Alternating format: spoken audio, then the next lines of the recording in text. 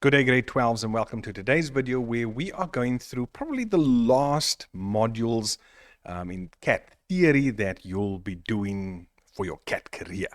Okay, so yeah, there's nothing really in term 4, so these are the final modules, and these are the ones that are usually covered in term 3. So without much ado, let's get started. So you can see we're starting with module 1.5, that's system software. Now remember what this is. It is software, which means it's a program. What is that program or application doing? It's dealing with the entire system. So the whole system unit, the hardware, the software, those type of things. It's managing something there, right? And we'll see as we go through. And then computer management, managing your actual computer. So let's jump in.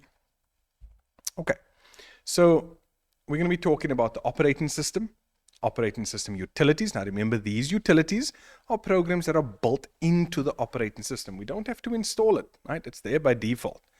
We're going to talk about some security tools, factors that influence performance, and please, this is a question that comes up every single exam, like June, prelim, November, it's always there.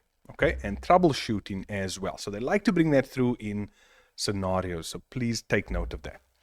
Now, we know, and again, a lot of this is grade 10 work. We know what an operating system is.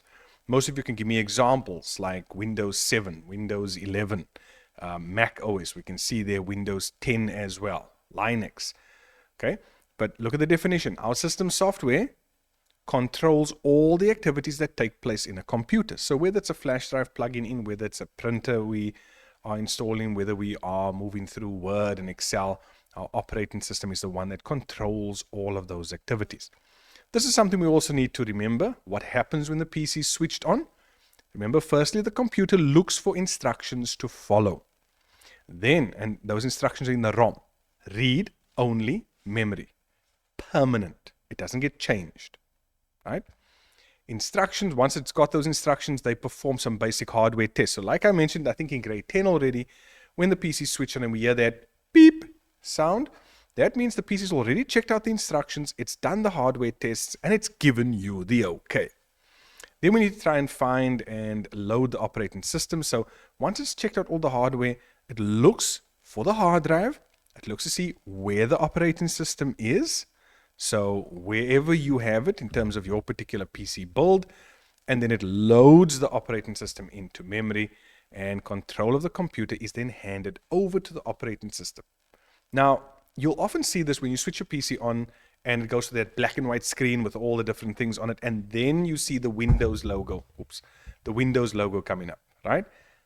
That's where the handover takes place. Okay, so just bear that in mind. Then the process, and this is always something that comes in, the process of loading the operating system is called the booting up of the computer, or the booting the computer. Then the role of the operating system, we know that our operating system provides a user interface, manages programs, manages the hardware, and provides basic security. These are, again, from grade 10. Guys, you're going to see now a lot of the grade 10 work is coming through. And when we talk about multitasking, so if we have an operating system that can multitask, it means it can do more than one thing at a time. There it says, the ability of the operating system to load and process multiple tasks at the same time. Think about this. Your PC is running in the background, right? You've got Windows running, you've got maybe folders open. Now you open up some audio. You know, you want to listen to some music while you are typing a document. Is that more than one task? Multitasking. Okay. Let's go on. Then we have the task manager. This we've encountered before. We know what our task manager does. We can access it via Control-Alt-Delete, and it provides info about the computer's performance. But we often have this come up because of troubleshooting. They tell you that, well, a program is not responding. What can you do to force it to close? We can use our task manager, and that will terminate the process or program. Then we also have the single user versus multi-user operating systems, and they mentioned to us there, our single user can only be used by a single user at a time, whereas a multi-user operating system allows multiple users to access the computer system at the same time. So just know the difference between those two. Let's go on to some utilities. Now again, these are some examples of the utilities. In other words, the software that's built in to the operating system, right? These are individual programs that perform specific functions. But these programs are designed more for system maintenance and admin. I mean, things like control panel, disk cleanup, disk defragmenter, right? All of these things. It's about helping you maintain and manage your computer. So when it comes to file management, by now we know this. We know we have file names, we have file extensions, and remember those extensions tell Windows which program it needs to open that particular file with. Okay, that's why if we have .docx, it'll tell it, well, we need Microsoft Word, the latest version, to open up this file. And then the path tells you where that file or folder is located on the computer. Right. And we have some info about files. These, grade 12s, this stuff, right, gets asked in question 1. In question 1, you get this already. So remember, question 1 deals with, and there's the topic, file management. It's like that on your paper, June, prelim, end of year. They'll ask you for things like the size of the file, the properties, the attributes. Look through these things, see what it's talking about. Additional things like the author and the title, this is the metadata. So they might ask you, change the metadata of the file's author to whatever. Don't get confused by that name, right? So please look through that. Then searching as well, where is a particular file found? Compressing. Now remember, compression, we're using like zip or WinRAR. It reduces the size of the file or folder, but it does not damage the contents.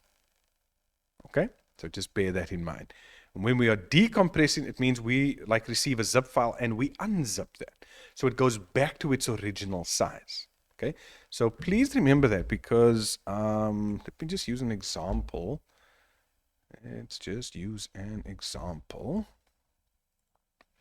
And let's say I'm just going to have a brand new folder. And if I right click on that, you can see if I say send to, and I say compressed or zipped. Okay, sorry, it's in a different directory. Okay, let's do that again. Right click, send to. Okay, you know why it's giving me that error? Because there's nothing in there. Okay, so let me use this. And let me go back there. Right. Now we're going again. Third time's the charm. There we go. And you can see the icon changes. And now I can name it whatever I want to. So let's say I'm going to leave it as new folder zipped. And when I double click on it, you can see it unzips. Okay, so that's my compressing and decompressing. Okay, there we go. Then converting files from one format to another. This is where we save it as maybe a different name or a different type. We can also export. We can also import files. Like when we have a Word document and we are importing an Excel spreadsheet into our document. Scheduling, that means you want to set aside time for certain maintenance tasks to take place. Maybe you are working through the day and you only have time in the evening, so you want to schedule when a particular task must actually run. You can say it must automatically check for updates maybe only in the evening, perform some routine housekeeping, but the whole idea is just to save you time and to make use of certain maintenance when the PC is not being used, especially when it comes to updates. I mean, that's like the killer of data. Then our printer management. We know with our printers we can print files. We have our print jobs that are sent to the disk. So when I click print, it goes to the printer. It's now spooling and it gets lodged in the printer queue. Now remember, printer has its own memory, so it sits in that queue. Now in that queue, I can do a number of things. I can see information about my documents, right? I can delete tasks that are here. I can pause tasks that are here, and I can even restart tasks, depending on what's actually going on. Okay, so you might have a scenario where they say, well, we've got a printer and I've sent through prints, but nothing's coming through. Where can I go and check? And you can tell the person, well, go check the printer queue and see what's actually happening. And you look at this picture and you see, there's an error. So I can right click on this and I can delete the task and the others will then go through, right? You can see this one is paused and this one is still coming through.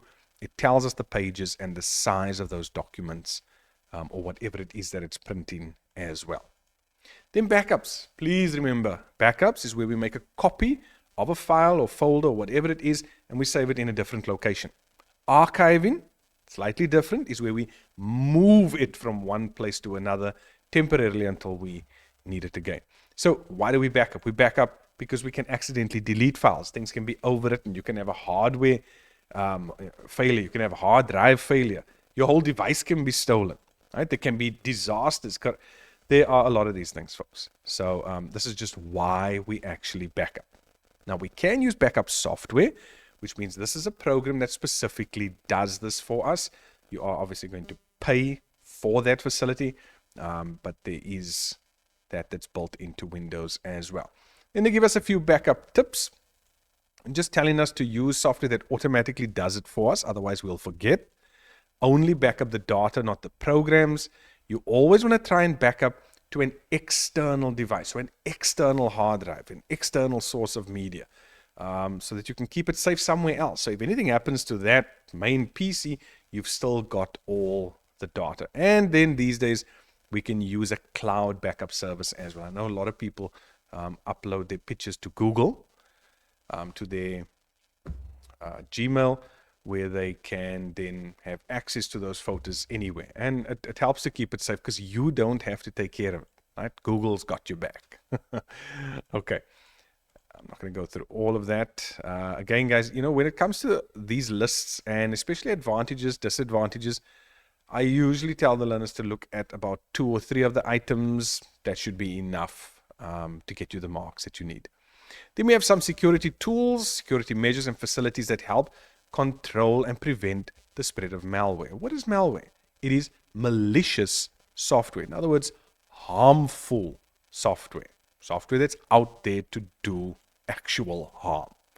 So we've got access control, right? Where we can put usernames, passwords, all these different things in place to monitor and maintain who's actually working on the PC. Who's actually doing the work? Who's getting access to it? I can put a firewall in place. Now remember what a firewall is. It acts as a barrier between your computer and the internet. That's the purpose of a firewall. It can be software and it can be hardware as well. Okay, if it's hardware, it's going to be a standalone computer, but most antivirus, and there they say antivirus software, has this facility included. And there you can see just a little depiction of what a firewall is. So when somebody's trying to attack your PC, they got to go through the firewall. You'll often hear them in the movies talking about breaking through the company's firewall, breaking through the server's firewall. Okay, Windows also has their version of security in your update and security section, where you can look at the firewall, automatic updates, the anti-malware, all of these things. All right. Now we move on to a very important section that deals with the factors influencing performance. In other words, what is it that influences how fast or slow your PC can work, how fast and slow your PC can run? And this is going to be the same for a laptop, a desktop, a tablet, a phone. They all work on the same principle. So the first thing, probably the most important, is always going to be RAM. And when it comes to a laptop, it is the easiest thing that we can first upgrade before we try to do anything else, right? Because remember, on a laptop, you are fairly limited as opposed to a desktop machine. So we have our RAM. We know that this is where programs and data are loaded from the disk into memory. So obviously, the more memory we have, the better it's going to be for us, the easier it's going to be to work through different programs, the faster it's going to be to work through these programs. And as that memory fills up, things are going to get a bit slower. As your PC gets a bit out of date, you are going to need to change that RAM. But a big tip from me, just check out when you buy a PC or when you buy a laptop, how much RAM can it handle and how much can it be upgraded to if you need to. Right. And there we go. The more memory you have available, the better. Okay, then we have cache. Now, we know cache memory. And again, I say we know because we are in grade 12 now. So cache memory is built into various components on a computer, including the processor. And what does it do? It stores frequently or recently accessed data, right? Based on the assumption that you're going to access it again. So if we look at websites, many times what do? We go to a website, we go somewhere else, then we go back to that particular website. And what happens? It loads a lot quicker, right? Because of this cache memory. This memory, they mentioned to us, is more expensive because it is faster than normal RAM, but it can increase the overall performance of a computer quite dramatically. Then, of course, we have our CPU, and I mean, that goes without saying that the more powerful our CPU is, the more we're going to be able to do, the faster we're going to be able to work. Just remember, our CPU speed is measured in gigahertz. We have a number of cores, but these days we deal with the I cores, which is your intelligent core. So the processor now knows how much of its processing power to give to a particular task. And then, like we mentioned about the cache memory, this one is a special memory used to store recently or frequently accessed data. Same as we just spoke about, okay? But just for the CPU. Then our hard drives. And please, people, when we talk about hard drives, we are talking about hard drives in general. That includes a hard disk drive, that includes an SSD, that includes like these M.2 drives. They all fall under the umbrella of being hard drives, okay? But what we are specifically talking about here is a hard disk drive, so the drive that works with disks, your old traditional hard disk drive, or your old traditional hard drive. And these are our SSDs, or our solid state drives. Are they hard drives? Are we still storing permanent info to both? Yes, we are. Oh, sorry. Are we storing info to both of them permanently? Yes, we are. Okay, so just know the difference between these two, please. I mean, this is something that has come up over and over and over. So just understand the SSD is faster and can improve the overall performance, definitely. It's electronic storage as opposed to the moving parts inside of a traditional hard drive, which means, again, it operates a lot faster. However, for convenience, we pay, okay? So you are going to be paying a lot more for an SSD, but these days there are so many specials out there, you should be fine. Yeah, okay. And then the influence of malware. Now we know what malware is. I think in grade 10 or 11 we've spoken about spyware and all these different things. So malware can influence the operating of the PC quite negatively. So the last section, I think, deals with troubleshooting using some of the utility software. And this will come up in scenarios. So now we have disk scanning. Now what are we going to do with this?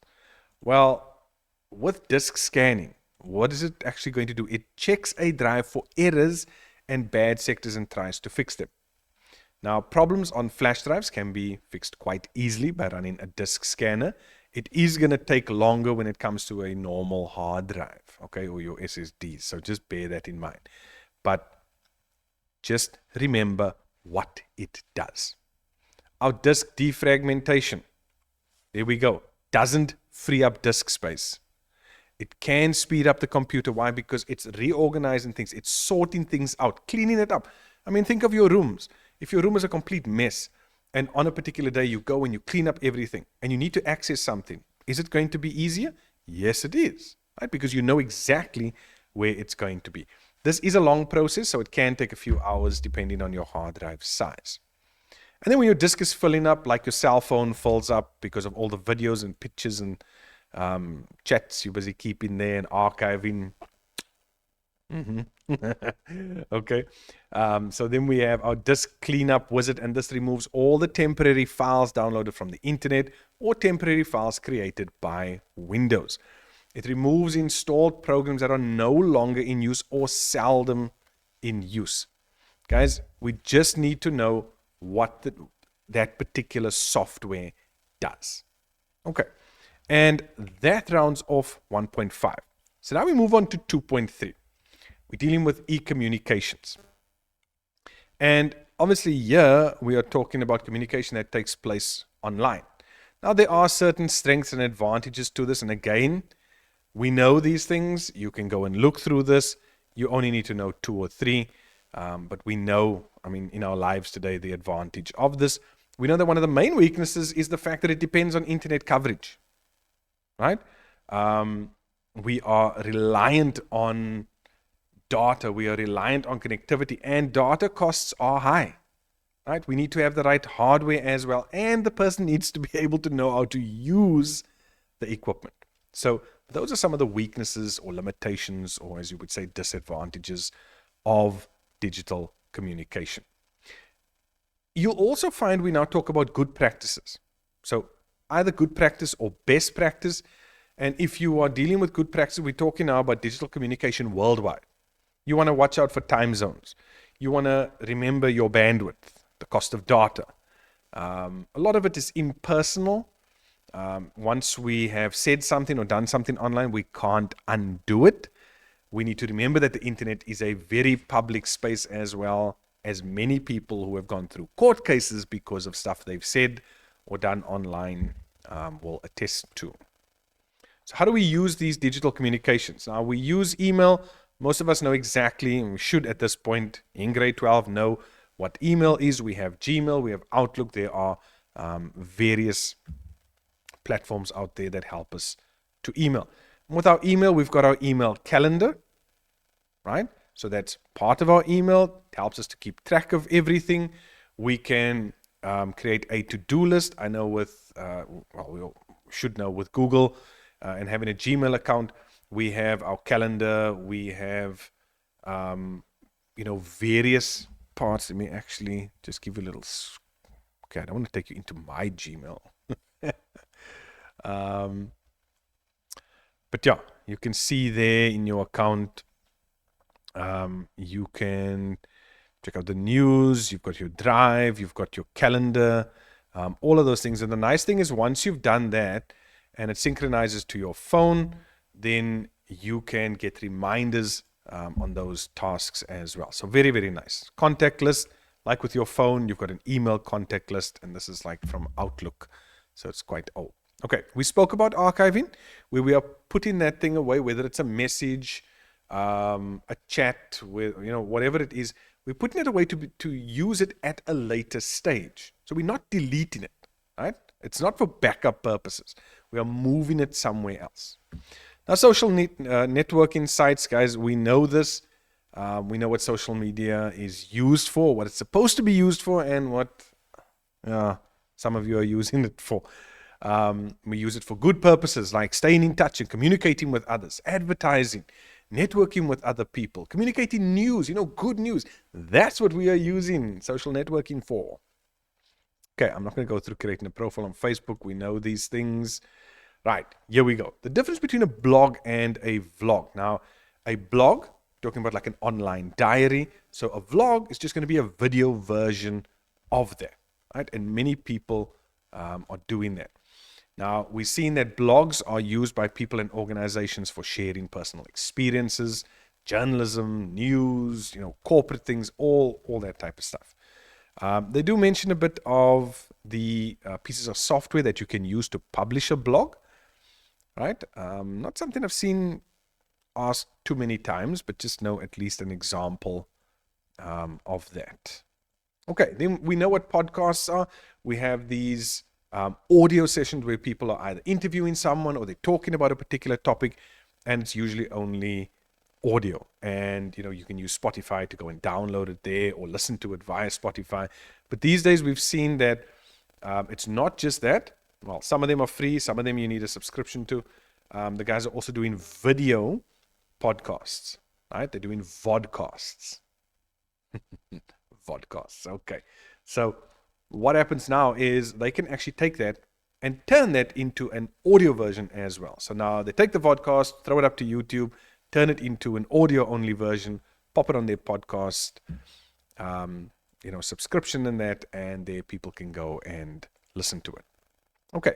Now, podcasts can be used to download radio shows, educational purposes. Tourists and visitors can get podcasts when they go to a particular place. They can listen, and it can actually tell them where to go to and what to do and things like that. So it's got a wide variety of uses. Then we've got wikis. Please remember, this has come up every time.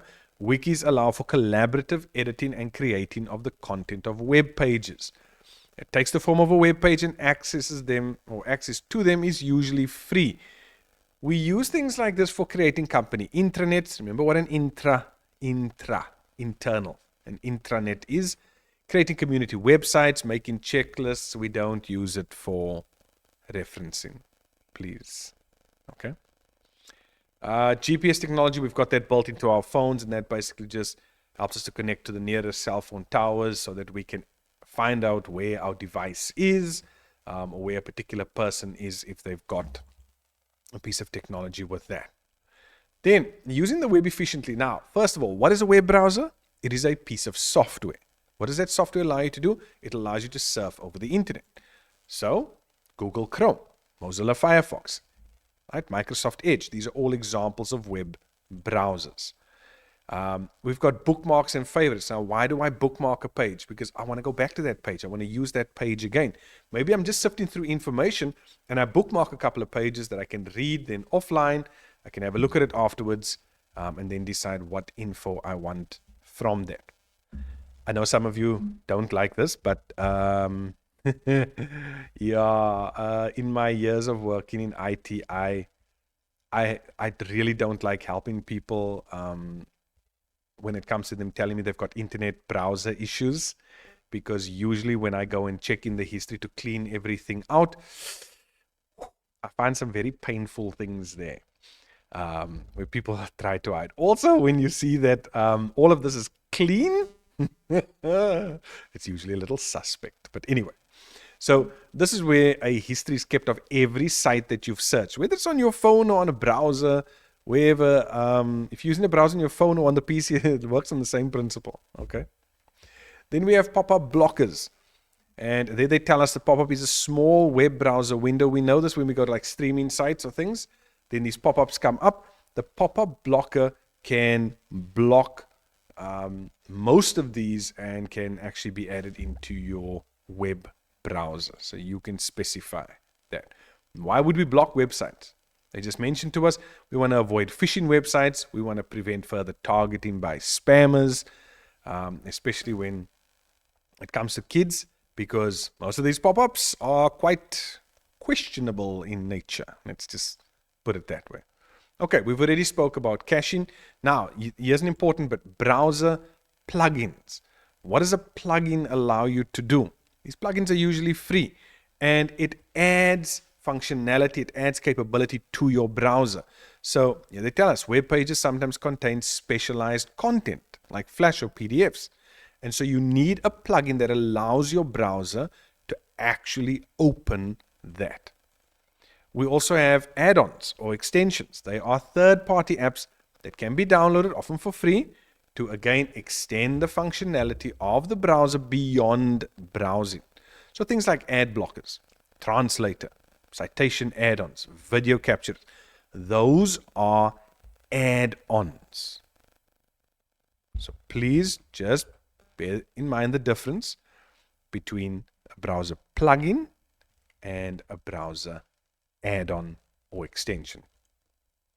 Okay, and then the last thing I know they wanted us to check on is the fact that when we look at new trends and technologies, they just give us a couple of pointers as to what it should sort of comply with. You should have, with new trends and technologies, there should be increased bandwidth. It should come at a lower cost. You've got always-on connectivity. The devices are, quick to start up. They've got long battery life. There's the digitization of media that goes with that as well. So, yeah, you can just breeze through that. And then I think the last one is this 2.4. Let me just have a look. Yeah, this is the last one, the impact of technology and how has it influenced the global community. So let's have a look. There are a few ways in which technology has had an impact on the global community. Now we can see that. People can communicate on a global scale. Work is taking place on a global scale. How many people are working in South Africa, they are physically here, but they're working abroad, you know, teaching English overseas, maybe, and things like that. The flow of information has become a lot more difficult to control and restrict, and now we find telecommuting is possible as well. Just think about this. What happened during COVID? People didn't want to use Zoom and things like this, and then COVID hit, and they realized what this technology can do. Unfortunately, we also have the negative where fraud and those type of things take place. Here's another term you need to remember: information overload. Please go through that. So they mentioned how to cope with information overload. Well, read quickly and accurately through information and identify the main points. Learn to analyze the sources. Take a disciplined, structured approach when dealing with this. Don't have too many things hitting you. Messages and notifications from this site and that site and this web and this YouTube, no, it's just too much. Okay? It's just too much. Don't add to the problem also by forwarding information. No chain emails and letters and messages and please, no. Right, social networking and the impact of ICT. We know our social networking. We know what it's designed for, what people are supposed to be using it for. Twitter, which is now X. I saw that in the last couple of days, changing over to X. And it's really microblogging, if you can put it that way. But it has also progressed where people can put video, people can put pictures on. And you've got these hashtags and all these different things. Facebook plays its role as well. You've got virtual communities. See, within WhatsApp, you've got communities that you can form there as well. There's Pinterest, Facebook, Quora, Reddit, all of these communities that are there online. Google Plus was one that tried to rival Facebook, but didn't quite go that route. And then you've got crowdfunding. Please remember what crowdfunding is. I have an idea. I'm looking for the crowd. I'm looking for people to fund that. I put it out on the internet. I explain everything in the hopes that people will understand, identify, and then support my particular cause, whether it's going overseas, whether it's studying, whether it's a product I want to launch. And here's the important, but you can actually offer rewards for the people who contribute to your project. Okay, then we've got Pinterest as well. This acts like a virtual pin board. And there are different themes that you can go through. It's customized according to what you actually like. So that's very nice. I know my wife likes it a lot. Okay, so how can technology benefit or harm society? We're getting towards the end now. First of all, employment. Now, it benefits because we can get more work done, but the bad side of it is with less people. Okay, so there are new opportunities created by the IT sector, but there are, unfortunately, like I said, job losses and unemployment because of what the computers can do, and a lot of outsourcing as well. What about education? What am I doing right here? Right? Education. It improves access to the information. Guys, I cannot tell you how many schools out there that I'll probably never get to are watching these videos and being blessed by it. I do what I can from my little corner here in the world, and people around the globe can get access to this. However, the higher education requirements create what's known as the digital divide. Remember, the divide between those who have and can access to those who don't have and can't access, right? So that digital divide is a reality. What about culture and languages? We find that, yes, people are better able to record and communicate things that reflect their own culture, beautiful, but we're also finding there's a dilution of cultures towards a standard Western-dominated world culture. I'm not going to get into the politics of that, but it's probably more important than ever before to preserve your culture and language, and ICT allows you to do that and to teach people about your particular culture and language. We just need to respect one another's opinions. That's all. Right, individual connectedness. We find that people are able to connect with others around the world, but this connectedness is virtual and not always real. However, I mean, I've seen with all the different communities, even our little YouTube community here and other massive YouTubers and their communities. While it is online and it's not virtual, we find, and this is why you find many YouTubers have these sort of clans that they put together, like you'll have your FaZe clan and Mr. Beast's people and all this type of thing, where they can actually get together in real life as well and support one another. All right, so grade 12s, that is it for the theory modules for term 3. All the best. I know you're going to get all the best. I know you're going to do your best and you're going to get the marks that you deserve. Just please, just one tip from me. Read the question before answering. That's all I ask. Read your question, get the understanding in your mind before you put pen to paper, and then you can go along and answer. But all the best and good luck.